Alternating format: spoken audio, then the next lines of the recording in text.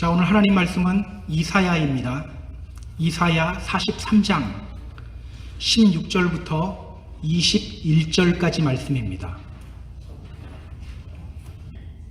이사야서 43장 16절부터 21절까지 말씀, 우리 다 같이 한 목소리로 봉독하겠습니다. 같이 읽습니다.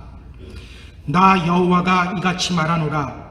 바다 가운데 길을, 큰 물 가운데 지름길을 내고 병거와 말과 군대의 용사를 이끌어내어 그들이 일시에 엎드러져 일어나지 못하고 소멸하기를 꺼져가는 등불 같게 하였느니라. 너희는 이전 일을 기억하지 말며 옛날 일을 생각하지 말라. 보라, 내가 새 일을 행하리니 이제 나타낼 것이라. 너희가 그것을 알지 못하겠느냐? 반드시 내가 광야의 길을, 사막의 강을 내리니 장차 들짐승 곧 승냥이와 타조도 나를 존경할 것은 내가 광야의 물을, 사막의 강들을 내어 내 백성 내가 택한 자에게 마시게 할 것임이라. 이 백성은 내가 나를 위하여 지었나니 나를 찬송하게 하려 함이니라. 아멘. 예전에 나왔던 영화 중에 박하사탕이라는 영화가 있어요. 혹시 기억하시는 분이 있을지 모르겠어요. 1999년에 나온 영화니까 벌써 20년이 된 영화입니다. 그런데 지금도 제 머릿속에 뚜렷하게 남는 한 장면이 있어요. 영화 내용도 기억이 잘 안 나요. 그 장면만큼은 기억이 나요. 주인공이 기차철로 위에서 두 팔을 벌리고 이렇게 외칩니다. 나 다시 돌아갈래. 나 다시 돌아갈래 라고 막 절규하던 모습, 그 모습이 아직도 제 머릿속에 남아있어요. 저는 이것이 오늘 우리가 외쳐야 할 물음이라고 생각해요. 나 다시 돌아갈래. 정말 순수하게 주님을 믿던 시절, 그때로 나 다시 돌아갈래. 주님 한 분만으로 정말 기쁘고 행복했던 시절, 그때로 나 다시 돌아갈래. 말씀이 꿀송이처럼 달고 기도하며 하나님 음성 듣는 시간이 정말 즐거웠던 그 시절, 그때로 나 다시 돌아갈래. 여러분, 이 외침은요, 회복의 은혜를 간구하는 외침이에요. 다윗도 시편 60편 1절에서 이렇게 외쳤습니다. 하나님이여, 주께서 우리를 버려 흩으셨고 분노하셨사오나 지금은 우리를 회복시키소서. 지금은 우리를 회복시키소서. 이렇게 회복의 은혜를 향한 간구가 오늘 우리 안에도 있어야 합니다. 저는 오늘요, 그 회복의 은혜가 우리 모두 안에 임했으면 좋겠어요. 성경은요, 회복의 이야기들로 가득합니다. 하나님의 약속을 믿지 못하고 실패의 자리로 내려간 아브라함을 회복시켜주시는 여호와 하나님. 사람을 낚는 어부로 불러주셨지만 실패하고 다시 고기 잡는 어부로 내려간 그 베드로를 회복시켜주시는 예수님. 탕자를 회복시켜주시는 또 아버지 하나님. 지난주에도 우리가 본 장면이 있죠. 이세벨이 두려워서 광야로 도망가서 로뎀나무 아래에 앉아서 죽여달라고 외치는 그 엘리야. 그 엘리야를 회복시켜주시는 하나님. 이렇게 성경은요, 믿음의 사람들의 회복 이야기들로 가득합니다. 이것이 의미하는 것이 뭘까요? 우리 하나님은요, 회복시키시는 분이라는 거예요. 회복시키시는 분이다. 여러분 기억하세요. 우리 하나님은 회복시키시는 분이십니다. 믿음을 잃어버리고 방황하는 우리를 회복시켜 믿음의 자리에 앉혀놓으시는 분. 실패의 자리에서 헤매는 우리들을 회복시켜 승리의 자리에 앉혀놓으시는 분. 그분이 바로 우리 하나님이라는 거예요. 오늘 본문을 통해서도 우리는 그 회복의 하나님을 만날 수가 있어요. 저는 오늘 우리 모두가 이 회복의 은혜를 부어주시는 그 하나님 만나는 시간이 되었으면 좋겠습니다. 그리고 회복의 길로 들어서기를 결단하는 시간을 함께 갖기를 원합니다. 오늘 우리는요, 이사야서 43장 16절부터 21절을 읽었어요. 여러분, 이사야 읽을 때 느낌이 어떤가요? 어렵다라는 느낌밖에 안 들죠. 저도 그래요. 본문이 이사야면 굉장히 싫어요. 이걸 내가 어떻게 또 봐야 되나, 그냥 앞이 처음에는 다 깜깜합니다. 오늘 본문은요, 바벨론에서 타향살이하고 있는 유다 민족들을 향한 하나님의 회복의 메시지예요. 유다 민족들을 향한 하나님의 회복의 메시지. BC 587년 유다는 바벨론에 의해서 멸망당합니다. 그때의 상황이 아주 처참해요. 열왕기하 25장을 보면요, 그때의 상황을 이렇게 설명하고 있어요. 여러분 잘 들어보세요.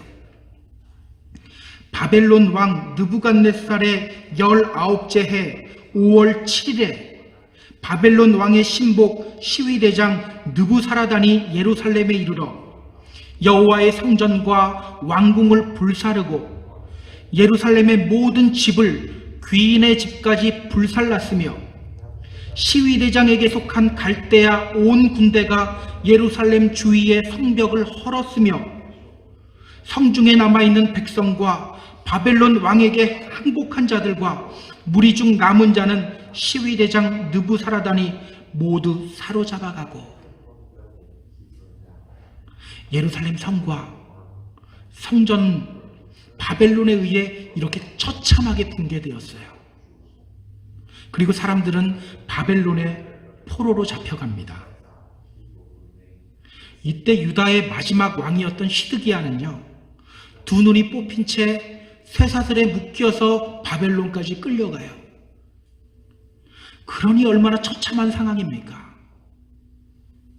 그렇다면 여러분, 이렇게 바벨론으로 강제로 이주당한 유대인들의 삶은 어땠을까요? 바벨론으로 강제로 이주한 게 아니죠. 이주당한 거죠. 이주당한 그 유대인들의 삶은 어땠을까? 얼마 전 제가 하는 학술지를 봤는데요, 이런 제목의 글이었어요. 미국 이민 한국인의 우울 및 관련 요인. 미국에 있는 한국 이민자들을 대상으로 정신건강을 조사한 그런 학술지였어요. 여러분, 결과가 어떻게 나왔을까요? 우리 미국으로 올 때는 행복해지고 싶어서 왔잖아요. 그럼 정말 다 행복을 누리고 있을까? 그런데 한국 이민자들 안에 그 우울증과 스트레스 지수가 굉장히 높게 나타났어요. 행복 찾으러 미국에 왔는데 오히려 우울하고 스트레스 받을 일이 많다는 거예요. 의사소통 문제, 또 문화적 차이, 소수민족으로서의 차별 등으로 많은 사람들이 우울증과 스트레스를 겪고 있다고 해요. 여러분, 이것이 의미하는 것이 뭡니까? 이민 생활이 그렇게 녹록지 않다는 거죠. 사실은 이것이 이민자들의 삶인 것 같아요. 자, 그럼 여러분 한번 생각해 보세요. 당시 유다 민족의 삶은 어땠을까요? 이들 역시 언어와 문화의 차이로 인해 매일매일의 삶이 스트레스였을 거예요. 차별 대우를 받아도 참아야 했고요, 누가 내 자존심을 상하게 해도 그냥 견뎌야 했어요. 여러분, 한국에 있는 외국인 노동자들 요즘은 많이 처우가 개선됐는데 어떻게 살아가는지 한번 생각해 보세요. 월급 안 주면 그냥 참아요. 아무나 와서 막 반말해대요. 그래도 참아요. 바로 이런 삶이었을 거예요. 누가 내 자존심을 상하게 해도 그냥 견뎌야 했고, 그냥 받아들이고 넘어가야 됐고, 부조리한 일을 당해도 그냥 참아야 돼요. 생각해 보세요. 이들이 여기 오고 싶어서 왔나요? 그들의 선택이 아니었죠.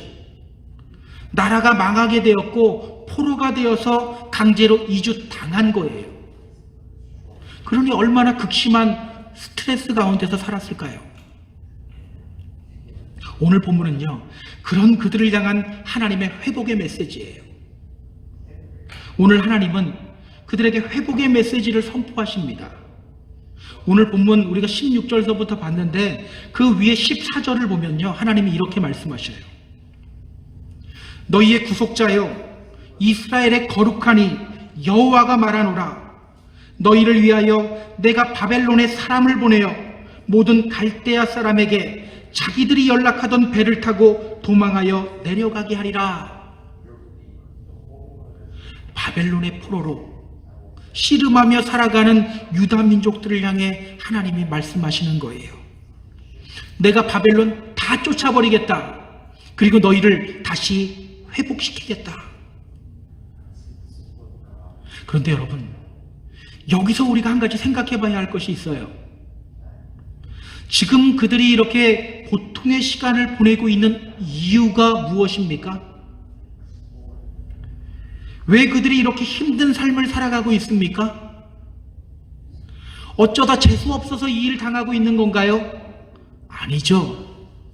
사실은요, 뿌린 대로 거두고 있는 거예요.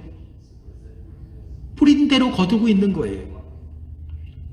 하나님은 이미 수많은 경고하셨어요. 이사야 24장에서 이사야 선지자는 이렇게 경고합니다. 보라, 여호와께서 땅을 공허하게 하시며 황폐하게 하시며 지면을 뒤집어 엎으시고 그 주민을 흩으시리니. 이 말씀 그대로 이루어진 거잖아요. 이미 하나님은 끊임없이 경고했어요. 너희들 그렇게 계속해서 불순종하고 우상 숭배하면 내가 이 땅을 황폐하게 할 것이고 너희 주민들을 다 흩어버릴 것이다. 그런데도요, 그들은 그 경고 듣고 눈 하나 깜짝하지 않았어요. 계속해서 하나님을 떠난 삶을 살았어요. 끊임없이 불순종하고 우상 숭배했어요.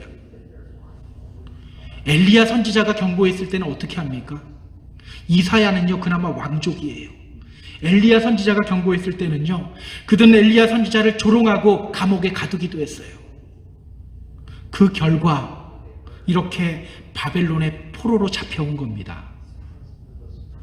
그러니까 지금 이들이 당하고 있는 이 상황은요, 그들이 자초한 상황이에요. 우리는 이럴 때 뭐라고 합니까? 쌤통이다 그러죠. 쌤통인 상황이에요. 그런데 우리 하나님은 그런 그들을 향해 뭐라고 말씀하십니까? 내가 바벨론을 다 쫓아버리고 너희를 회복시키겠다. 요놈들 아주 쌤통이다. 말 안 들었지? 그래 한번 당해봐라. 이게 아니라 회복의 메시지를 선포하고 계셔요. 오늘 보면 또 전부분인 이사야 43장 1절에서 하나님은 또 이사야 선지자를 통해서 이렇게 말씀하셔요. 너는 두려워하지 말라. 내가 너를 구속하였고 내가 너를 지명하여 불렀나니 너는 내 것이다.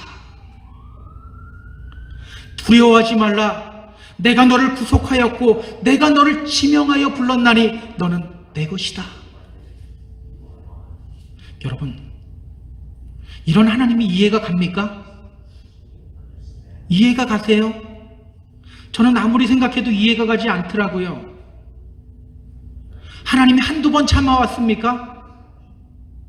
선지자들을 통해 끊임없이 경고했어요. 그런데 그들이 듣고도 꿈쩍도 하지 않았어요.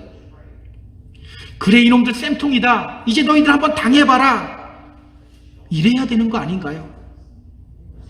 그런데 하나님은요, 그들에게 회복의 메시지를 선포하고 계셔요. 우리 인간으로서는 아무리 생각해도 이해가 가지 않아요. 여러분 기억하세요. 그래서 더 은혜가 되는 거예요. 그래서 더 은혜가 되는 거예요. 왜? 이해되지 않는 사랑이 오늘 나를 향하여서도 우리를 향하여서도 펼쳐지고 있기 때문이에요.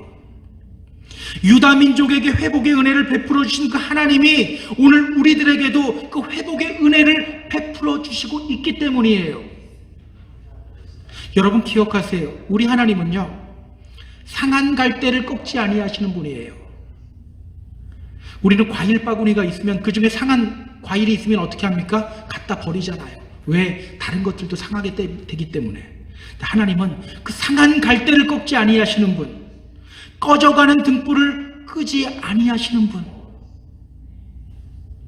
그 하나님이 오늘 우리들에게도 회복의 은혜를 부어주시고 계십니다. 오늘 우리는요, 이런 하나님의 마음을 좀 읽을 수 있어야 돼요. 오늘 본문 21절에서 하나님은 우리에게 이렇게 말씀하셔요. 이 백성은 내가 나를 위하여 지었나니 나를 찬송하게 하려 함이니라. 이 백성은 내가 나를 위하여 지었나니 나를 찬송하게 하려 함이니라. 우리 하나님은요, 우리가 당신을 온전히 섬기는 자리, 온전히 찬송하는 자리로 다시 돌아오길 원하세요. 우리는 이런 하나님의 마음을 좀 읽을 수 있어야 돼요. 여러분, 이런 하나님의 마음을 깨닫게 되면요, 우리는 쉽게 우리 자신에게 실망하지 않아요. 왜? 나는 나에게 실망할지라도 하나님은 나에 대해 실망하지 아니하시고 끝까지 회복의 은혜를 부어주시기 때문이에요. 때로는 내가 나를 용서하지 못할 때가 있어요. 나도 나를 용서하지 못하는데 하나님은 그러한 나를 계속해서 받아주시며 회복의 은혜를 부어주신다는 거예요. 다윗은요, 시편 138편 7절에서 이렇게 선포합니다. 내가 환난 중에 다닐지라도 주께서 나를 살아나게 하시고 주의 손을 펴사 내 원수들의 분노를 막으시며 주의 오른손이 나를 구원하시리로다. 주의 오른손이 나를 구원하시리이다. 오늘 우리들에게도요, 이런 다윗과 같은 고백과 선포가 필요합니다. 다윗 실수 참 많이 했죠. 믿음이 저 바닥으로 떨어질 때가 종종 있었어요. 그러나 그때마다 하나님은 그를 다시 일으키셨고 그는 회복의 하나님을 경험했어요. 그거 깨달았기 때문에 그는 실패의 자리에 절대 오래 머물지 않았어요. 회복하시는 하나님을 알기 때문에 늘 회복의 자리로 나아왔어요. 저는 이런 다윗과 같은 선포가 오늘 저와 여러분 안에도 일어났으면 좋겠습니다. 늘 회복의 자리로 나아가며 회복의 은혜를 맛보는 저와 여러분 모두 되기를 주님의 이름으로 축원합니다. 우리가 회복의 자리로 나아가기 위해서 기억하고 실천해야 할 것이 있어요. 그것이 뭘까요? 오늘 이사야는요, 가장 먼저 하나님이 어떤 분인지를 소개해요. 우리 같이 16절, 17절 한번 볼까요? 나 여호와가 이같이 말하노라. 바다 가운데 길을, 큰 물 가운데 지름길을 내고 병거와 말과 군대의 용사를 이끌어내어 그들이 일시에 엎드러져 일어나지 못하고 소멸하기를 꺼져가는 등불 같게 하였느니라. 오늘 이사야는요, 하나님에 대해서 이렇게 말해요.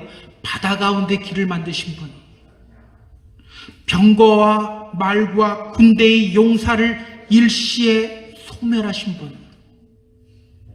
지금 이사야가 설명하고 있는 이 하나님, 어떤 하나님입니까? 어떤 하나님이 생각나요? 출애굽 당시에 이스라엘 백성들을 지키시고 인도해 주셨던 바로 그 하나님이에요. 홍해를 가르고 애굽 군대들을 수장시킨 그 하나님, 그 하나님이 이제 유다 민족들을 회복시켜 주실 거라는 겁니다. 자, 그럼 18절 볼까요? 이 부분이 아주 중요해요. 18절 우리가 함께 읽어보도록 하겠습니다. 같이 읽습니다. 너희는 이전 일을 기억하지 말며 옛날 일을 생각하지 말라. 너희는 이전 일을 기억하지 말며 옛날 일을 생각하지 말라.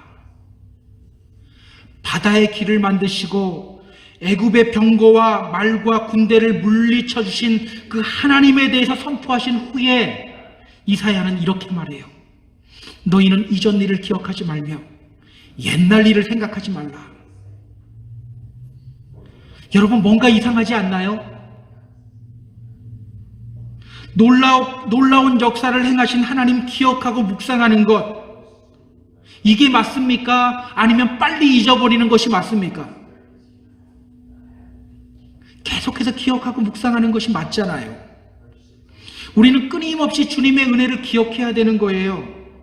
주님이 내게 행하신 일들을 늘 묵상해야 되는 거예요. 그래서 성경은요, 사실 여러 곳에서 기억하라라고 말씀하셔요. 우리가 오늘 성만찬 할 건데 성만찬하는 이유는 무엇입니까? 예수님의 십자가를 기억하기 위해서예요. 신명기 7장 19절은 이렇게 말해요. 내 하나님 여호와께서 너를 인도하여 내실 때에 내가 목도한 큰 시험과 이적과 기사와 강한 손과 편팔을 기억하라. 기억하라고 말씀하셔요. 이사야서 46장 9절 또한 말합니다. 너희는 옛 정례를 기억하라. 나는 하나님이라. 나 외에 다른 이가 없느니라. 나는 하나님이라. 나 같은 이가 없느니라. 그 하나님 기억해야 된다고 계속해서 말해요. 그런데 지금은 뭐라고 말하고 있습니까? 기억하지 말래요. 기억하지 말래요. 이것을 우리가 어떻게 이해해야 할까요? 여러분, 이거 어떻게 이해해야 됩니까? 성경이 지금 두 가지를 이야기하고 있잖아요. 이 경우는 어떤 경우일까요? 기억하지 말라고 하는 경우. NIV 영어 성경을 보니까요, 이 부분을 이렇게 번역했어요. Do not dwell on the past. Do not dwell on the past. 과거에 거주하지 말아라. 과거에 거주하지 말아라. 그러니까 이전 일을 기억하지 말며 옛날 일을 생각하지 말라. 이 말은 무슨 뜻입니까? 과거에 묻혀 살지 말라는 거예요. 과거에 묻혀 살지 말아라. 아마도 그들 안에 이런 마음이 있었던 것 같아요. 예전에는 하나님이 이렇게 도와주셨는데 지금 우리는 어떠한가? 내 팔자야. 내 팔자야. 그러면서 회복의 은혜를 부어주시는 그 하나님을 바라보지 못하고 과거에 묻혀 사는 사람들이 있었던 거예요. 그래서 하나님은 그들에게 말씀하시는 겁니다. 과거에 묻혀 살지 말아라. 과거에 집착하는 삶을 살지 말아라. 과거에 하나님이 어떻게 도우셨는지를 잊지 말라는 말이 아니라 과거 속에 묻혀 살지 말라는 거예요. 과거 속에 묻혀서 오늘도 역사하고 계시는 그 하나님을 바라보지 못하는 실수, 그 실수를 범하지 말라는 뜻이에요. 그런데 여러분, 이 말씀이 왜 남 이야기하는 것 같지 않죠? 이 말씀이 왜 이렇게 찔리죠? 저만 찔린가요? 여러분들 안 찔리세요? 사실은요, 우리도 이렇게 과거에 묻혀서 신앙생활하는 경우가 너무나도 많아요. 정말 많아요. 어떤 사람들은요, 과거에 지은 죄 때문에 회복의 은혜를 누리지 못하는 경우가 있어요. 나는 이런 인간이야. 나는 이런 죄를 지었어. 이러면서 하나님이 우리의 죄악을 다 담당하시는데 하나님께 담당하지 못하고 내가 그 죄를 어깨에 짊어지고 그 죄의 무게 때문에 하나님 앞으로 나아가지 못하는 경우가 있어요. 그런데 반대의 경우도 있어요. 어떤 사람들은요, 과거의 성공이 우리의 발목을 잡을 때도 있어요. 예전엔 내가 정말 뜨겁게 신앙생활했는데, 예전엔 정말 매일매일 말씀 속에서 살아갔는데, 예전에 찬양하면 가슴이 뜨거워졌는데, 그러면서 현재의 자신을 바라보지 못해요. 예전의 모습을 현재의 자신으로 착각하며 살아가요. 사실은요, 이런 경우들이 우리 주위에 얼마나 많은지 몰라요. 바로 이런 경우가 과거에 묻혀 살아가는 거예요. 여러분 기억하세요. 우리 하나님은요, 늘 우리를 새롭게 하시는 분이십니다. 늘 우리를 새롭게 하시는 분이에요. 늘 새롭게 은혜를 부어주시는 분이세요. 그래서 우리 믿는 사람들의 삶은요, 항상 다이나믹하고 새로워야 돼요. 우리 교회는 원래 이랬는데, 믿음 생활은 원래 이렇게 하는 건데, 이게 아니라 항상 다이나믹하고 새로워야 돼요. 늘 새신자 같은 삶을 살아야 돼요. 그렇지 않으면 우리는 헌신자가 될 수밖에 없어요. 헌신하는 사람이라는 뜻이 아닙니다. 디보션이라는 뜻이 아니에요. 올드라는 뜻이에요. 헌신자가 될 수밖에 없어요. 여러분, 회복의 은혜 누리시기 원하십니까? 과거의 나를 버릴 필요가 있어요. 로마서 12장 2절에서 바울은 이렇게 말해요. 오직 마음을 새롭게 함으로 변화를 받아 하나님의 선하시고 기뻐하시고 온전하신 뜻이 무엇인지 분별하도록 하라. 오직 마음을 새롭게 함으로써 변화를 받아 하나님의 선하시고 기뻐하시고 온전하신 뜻이 무엇인지를 분별하도록 하라. 여러분, 이 말씀이 지금 믿지 않는 사람들에게 하는 말씀이 아니에요. 믿는 사람들에게 하는 말씀이에요. 믿는 사람들에게 뭐라고 합니까? 오직 마음을 새롭게 함으로써 변화를 받아서 하나님의 선하시고 기뻐하시고 온전하신 뜻이 무엇인지를 분별하라는 거예요. 오늘 우리가 힘써야 할 것은요, 과거의 나를 묵상하는 것이 아니에요. 매일매일 마음을 새롭게 함으로 말미암아 변화받는 거예요. 그리스도 안에 그리스도인들에게 나타나는 변화는요, 그래서 매일매일 나타나는 변화인 거예요. 그렇게 하나님의 선하시고 기뻐하시고 온전한 뜻이 무엇인지를 분별하는 거예요. 그러면 그때 우리는요, 회복하시는 하나님의 은혜를 경험하게 돼요. 매일매일 삶이 새롭게 돼요. 그래서 바울이 어떤 고백을 합니까? 내 겉사람은 후패하나 내 속사람은 날로 새로워진다. 내 겉사람은 후패하나 내 속사람은 날로 새로워지고 있다. 여러분, 우리 이런 고백할 수 있어야 돼요. 오늘 하나님이 우리에게 원하시는 것은요, 우리가 과거에 묻혀 살아가는 것이 아니라 눈을 들어서 우리에게 역사하시는 그 하나님을 바라보는 거예요. 19절 20절 한번 볼까요? 자, 19절 20절입니다. 보라, 내가 새 일을 행하리니 이제 나타낼 것이라. 너희가 그것을 알지 못하겠느냐? 반드시 내가 광야의 길을 사막의 강을 내리니 장차 들짐승 곧 승냥이와 타조도 나를 존경할 것은 내가 광야의 물을 사막의 강들을 내어 내 백성 내가 택한 자에게 마시게 할 것임이라. 과거를 기억하지 말라고 말씀하신 후에 하나님이 뭐라고 하십니까? 보라, 내가 새 일을 행할 것이다. 보라, 내가 새 일을 행할 것이다. 너희들 바다에 길을 내고 애굽 군대를 물에 소장시킨 그 하나님 기억하고 있지? 그 하나님 잊어버려도 돼. 이제 봐봐, 앞으로 더 큰 일을 경험하게 될 거야. 내가 광야의 길을 만들고 사막에 강을 낼 거야. 그리고 그 물을 나의 백성들에게 마시게 할 거야.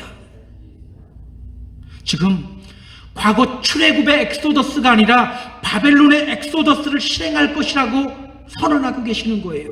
그 하나님 바라보라는 거예요. 과거 바라보지 말고 앞으로 새 일을 행하실 그 하나님 바라보라는 거예요. 실제로 하나님은요, 그 일을 행하셔요. 얼마 지나지 않아서 바벨론은 BC 539년에 페르시아에 의해서 망하게 됩니다. 그리고 하나님이 계속해서 말씀하신 대로 그들에게 돌아갈 기회가 생겨요. 하나님은 이 페르시아의 고레스 왕의 마음을 움직여서 유다 족속들이 고국으로 돌아가도 좋다는 칙령을 내리게 만들어요. 그러니까 지금 하나님은요, 과거에 묻혀 살지 마라고 말씀하신 후에 과거에 고정되어 있는 그들의 눈을 돌려서 새 일을 행할 하나님을 바라보게 만들고 있는 거예요. 다시 한번 말씀드립니다. 지금 저 과거를 바라보고 있는 그들의 눈을 돌려서 새 일을 행하실 그 하나님을 바라보게끔 지금 만들고 계시는 거예요. 그렇다면 여러분, 오늘 우리가 바라봐야 할 것이 무엇입니까? 보라, 내가 새 일을 행하리니. 이 약속의 말씀을 바라봐야 되는 겁니다. 새 일을 행할 하나님을 기대하는 거예요. 회복시키시는 하나님을 바라보며 기대하는 거예요. 여러분, 반드시 기억하시기 바랍니다. 우리 기독교 신앙은요, 순환이 아니에요. 여러분, 신앙 계속 다람쥐 쳇바퀴 돌듯이 돌 때 많죠. 근데 기독교 신앙은요, 그런 순환이 아니에요. 계속해서 앞으로 나아가는 삶이에요. 과거로의 복귀도 아니에요. 종말을 향해서 앞으로 계속해서 전진하는 것이 우리 기독교의 역사관이요, 우리 기독교의 신앙이에요. 그래서 믿음의 사람은요, 결코 과거에 매달리거나 집착하지 않아요. 언제나 미래를 바라보며 현재 속에서 달리는 삶을 살아가요. 야, 내가 예전에는 이렇게 신앙생활 했었는데 이 한탄하고 있지 않고 회복시키시는 하나님을 바라보며 계속 달려나가요. 작가 빅토르 위고는요, 원래 굉장히 심한 주벽이 있었고 욕심이 많았고 타락한 삶을 살던 사람이었어요.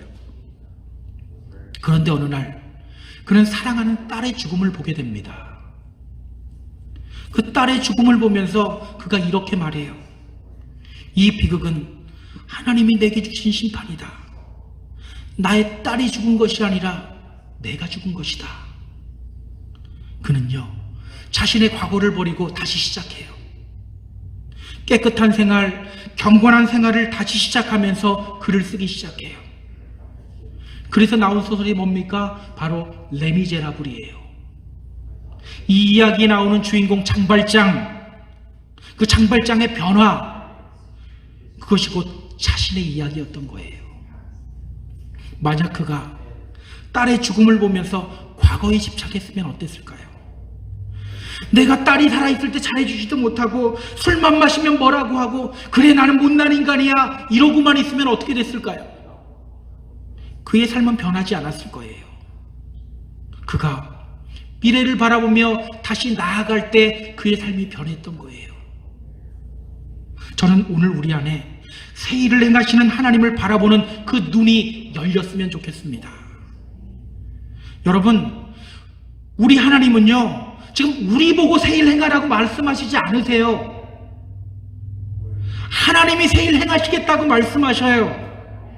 그 하나님만 바라보고 기대하기만 하면 된다는 거예요. 그 하나님만 바라보고 기대하기만 하면 된다. 여러분, 쉽지 않습니까? 쉬워요. 그런데 우리는 그 쉬운 것을 잘 못하는 거예요. 그 쉬운 것을 잘 못하고 회복의 은혜를 누리지 못하는 거예요. 오늘 보면 19절에도요, 책망이 나와요. 보라, 내가 새 일을 행하리니 이제 나타낼 것이라. 너희가 그것을 알지 못하느냐? 너희가 그것을 알지 못하느냐? 새 일을 행할 하나님을 바라보기만 하면 하나님이 회복시켜 주시는데, 과거에 묻혀서 현실 속에서 한탄만 하고 있는 사람들 너무나도 많다는 거예요. 여러분, 결국 우리가 넘어졌을 때 회복하지 못하고 그 자리에 계속 있는 것은요, 상처의 문제가 아니라 믿음의 문제예요. 믿음의 문제라는 거 우리가 알고 있어야 돼요. 저는요, 오늘 우리가 우리의 눈을 들어서 우리를 회복시키시는 하나님을 다시 바라봤으면 좋겠어요. 오늘 우리는 회복이 필요해요. 여러분, 바울 보세요. 그는 복음 전하면서 수많은 핍박당했고요, 뒤통수도 많이 맞았어요. 그럼에도 불구하고 그는 끝까지 복음 증거자의 삶을 살아가요. 어떻게 그럴 수 있었습니까? 바울은 다른 사람들보다 인내심이 훨씬 많아서입니까?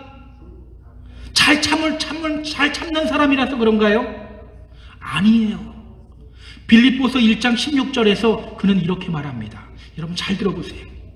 너희 안에서 착한 일을 시작하신 이가 그리스도 예수의 날까지 이루실 줄을 확신하노라.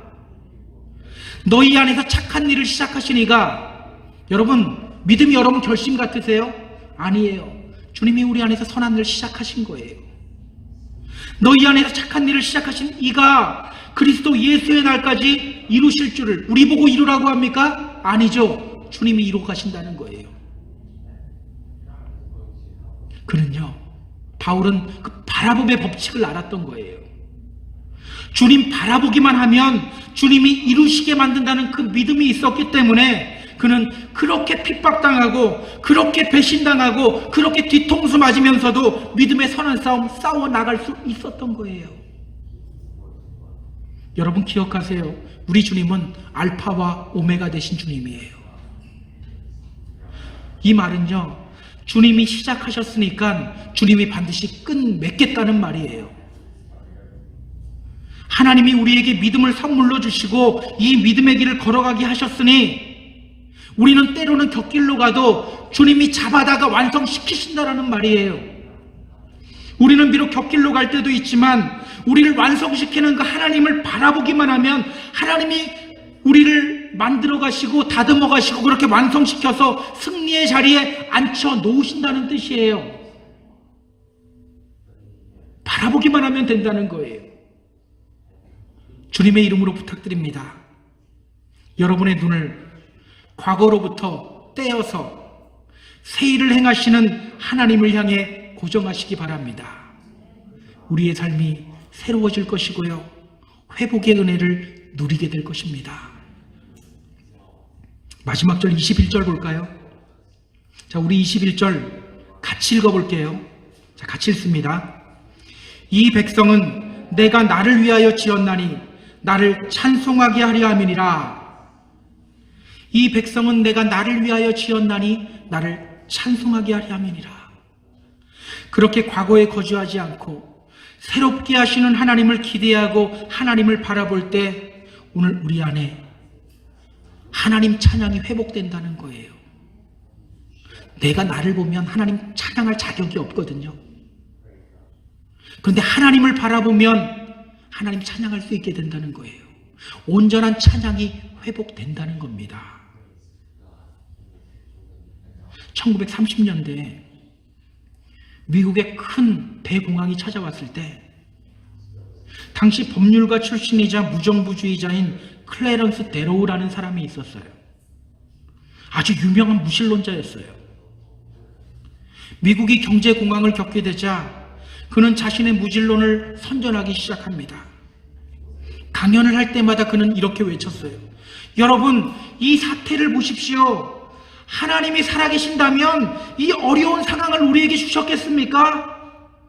우리는 모든 것을 잃어버렸습니다. 이것만 봐도 하나님은 계시지 않습니다.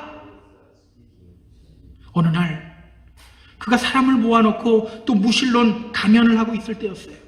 그가 말합니다. 여러분, 우리는 다 잃어버렸습니다.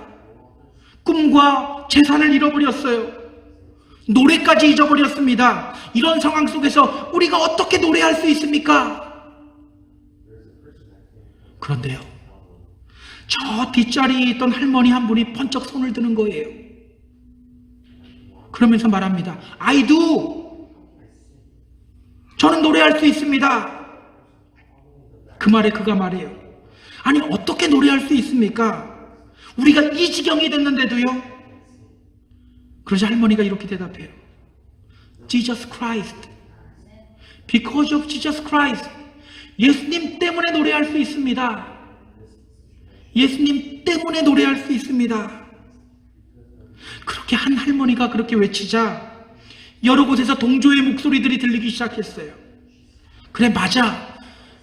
예수님 때문에 노래할 수 있지. 맞아. 할렐루야. 예수님 때문에 노래할 수 있어.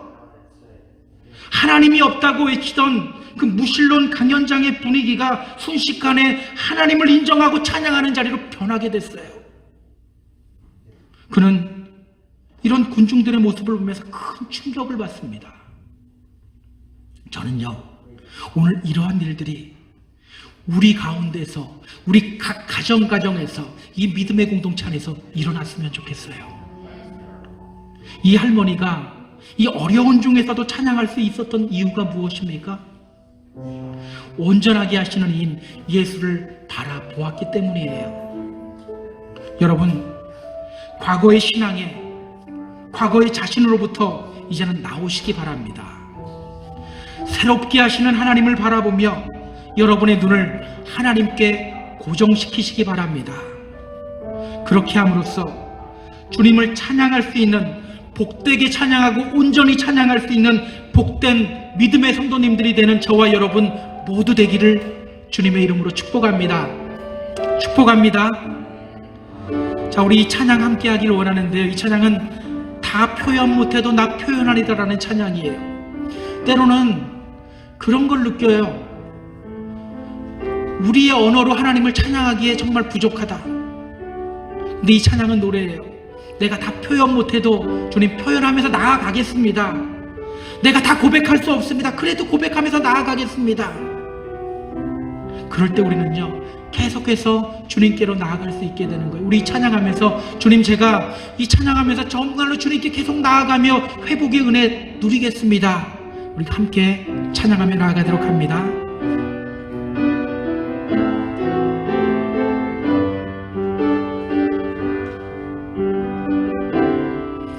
다 표현 못해도 나 표현하리라. 다 고백 못해도 나 고백하리라. 다 알 수 없어도 나 알아가리라.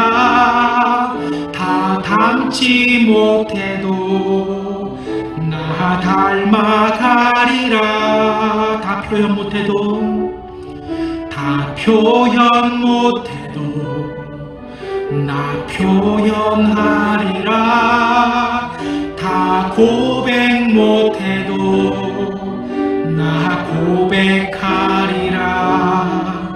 다 알 수 없어도 나 알아가리라. 다 담지 못해도 나 닮아가리라. 그 사랑 얼마나 아름다운지, 그 사랑 얼마나 날 부욕해 하는지, 그 사랑 얼마나 크고 놀라운지를, 그 사랑 얼마나 나를 감격하게 하는, 그 사랑 얼마나 아름다운지, 그 사랑 얼마나 아름다운지, 그 사랑 얼마나 날 부욕해 하는지, 그 사랑 얼마나 크고 놀라운지를, 그 사랑 얼마나 나를, 우리 한 번만 더 선포해 볼까요? 그 사랑 얼마나 아름다운지, 그 사랑 얼마나 날 부욕해 하는지, 그 사랑 얼마나 아름다운지, 그 사랑 얼마나 날 부욕해 하는지, 그 사랑 얼마나 크고 놀라운지를, 그 사랑 얼마나 나를 감격하게 하는지. 자, 이 시간 우리 함께 기도하며 나아갈게요. 주님의 그 사랑이 우리를 정말 감격하게 하는 사랑인데, 우리가 그 사랑을 바라보며 매일매일 앞으로 나아가지 못하고 주저앉아 있을 때가 많았어요. 주님, 이제는 우리가 새롭게 일하시는 그 하나님을 바라보며 회복의 역사를 바라보며 우리가 회복하는 길로 나아가겠습니다. 겉사람은 후패하나 내 속사람은 날로 새롭다라고 말씀하는 그 바울의 고백처럼 우리 또한 매일매일 주님 바라보며 새롭게 나아가는 그런 삶을 살아가겠습니다. 우리가 이 시간 같이 기도하며 나아갑니다. 같이 기도합니다. 오 하나님, 이 시간 우리가 기도하며 나아갑니다.